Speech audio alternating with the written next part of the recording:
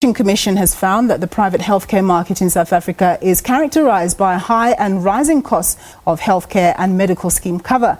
The Commission has identified features within the private healthcare market that prevent and restrict competition. The Commission asserts that a more competitive private healthcare market will translate into lower costs. Professor Sharon Fon of the Competition Commission's Healthcare Market Inquiry says there is massive utilisation of healthcare facilities, yet consumers have no idea what they're paying for. She was briefing the media in Sandton, north of Johannesburg. Well, for more on this story, we cross to our reporter, Nothando Magudulela. She's in Sandton for us. Thanks very much, Nothando, for joining us. So tell us what you saw there and what you heard. Hi, Nompu.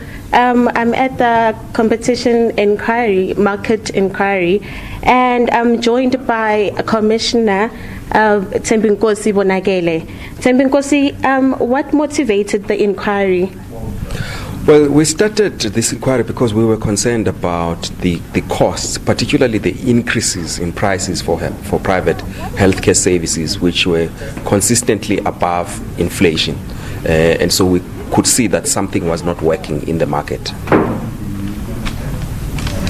Okay, and what are the findings of this report? Well, the report confirms that the market has not worked very well. There are very high levels of concentration and sometimes regulatory gaps. So if you look, for example, at the private hospitals, there's three large dominant players, really different regions of the country, and this is where the largest expenditure of healthcare goes towards. That expenditure is not subject to any form of regulation, and if you go to medical aid schemes and administrators, you also find a very large player, one big player actually there, and where you are supposed to have the medical schemes holding administrators accountable, that regulatory aspect also doesn't work so well.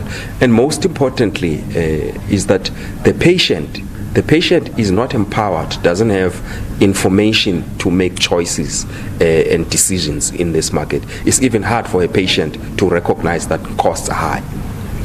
And what is the Competition Commission going to do about this report going forward? We've handed the report today to the Minister, as the law prescribes, the Minister of Trade, Industry and Competition.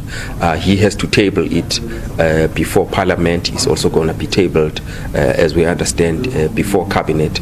There are very clear recommendations about what government needs to do in relation to private health care. There has been recognition, for example, that there has also been a failure to implement some of the laws by government.